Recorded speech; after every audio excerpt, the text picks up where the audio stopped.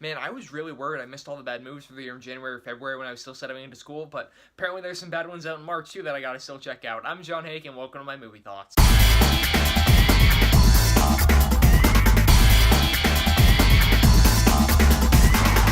The Strangers Pray at Night. So I'm a little bit unshaven, you guys might have noticed that, but if this movie doesn't care enough to entertain its audience, I'm not going to care enough to put on a good appearance for my review of it. So here we go. The Strangers Pray at Night is the sequel to that movie's 2007-2008 movie, The Strangers, which I actually thought was a pretty good movie. I saw it for the first time back in October or so this past year, so it's pretty fresh in my memory still, and when I heard The Strangers 2 was finally coming out almost 10 years later, in March, I'm like, okay, cool, so now I'm in a Strangers mood. I hope it'll be as good as the original one, because even though I didn't love the original Strangers, I thought it was one of the scariest movies I've ever seen. Even though some of the, staging and the direction and the character development wasn't great as other horror movies, it still was a frightening movie with really intense setups for scenes and really effective scares. So going into The Strangers 2, my expectations were pretty high, but knowing a sequel came this far after the original, my expectations weren't super high, and having heard some critic reviews, I'm like, oh, I don't know how it's gonna be. And I walked out hating this movie. It was horrendous, guys. The Strangers Pray at Night is a horrifically bad horror movie sequel, the same way most horror movie sequels are, especially when they come so far after the original. But basically what we have in this movie is there's a family, there's the two parents and the two kids, where the daughter is kind of rebellious, and they're sending her off to boarding school, so the two parents are bringing her to boarding school. They bring the brother along to say goodbye to her, but on the way there, they stop at this trailer park where a few of their relatives live, so they stay in one of the trailers for the night,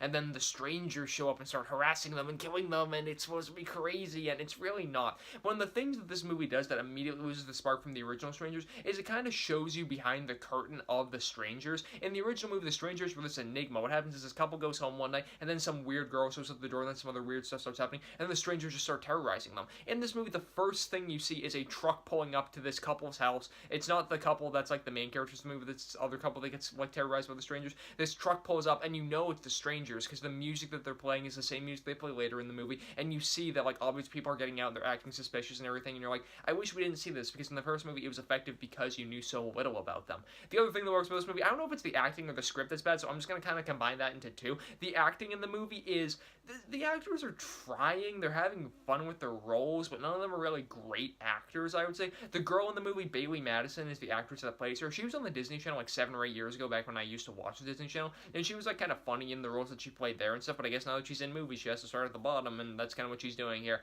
She's a bit overcooked at times, and the brother in the movie is also really overcooked at times. The parents are a bit too, but the dad, I think, was a decent actor.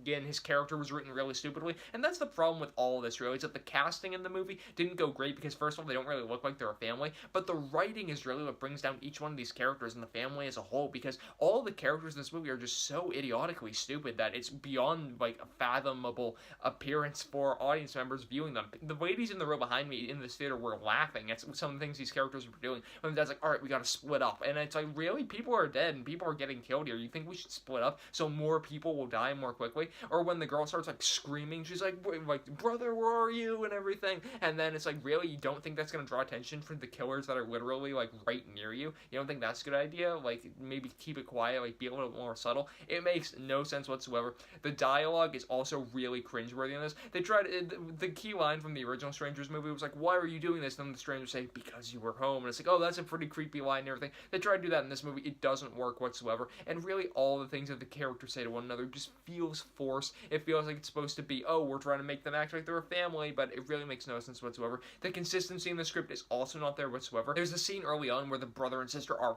fighting, and like it's made clear that like they hate each other straight up front. So then like a scene later, the mom says to the brother, hey, why don't you go check on your sister, make sure she's feeling okay because she's upset. And then it's like, why would you send him to deal with the sister? You know these two don't get along, you know they're fighting. It's a really easy movie to just sit back and roast and nitpick all of the stupid things to go on in it. But basically the actors were trying their best, but ultimately it wasn't effective. The characters were written so stupidly, the dialogue in general was bad, the consistency of the story wasn't there. The villains, I feel like, weren't made out to be interesting villains. First of all, you see a little bit of how they operate, how they work, and then they aren't even made out to be these smart people. They don't talk all that much in the movie whatsoever. They're just made out to be these killing machines, and it just doesn't work. The setting feels cliche. It's another one of these, kind of dark, at-night type places. They're trying to make it bigger and more expansive. It's not just in one house, it's in this entire trailer park for the sequel. Let's make it bigger, because we got a bigger budget now, but it doesn't work whatsoever. It just feels like you're losing the charm of the original Strangers and what the original Strangers was.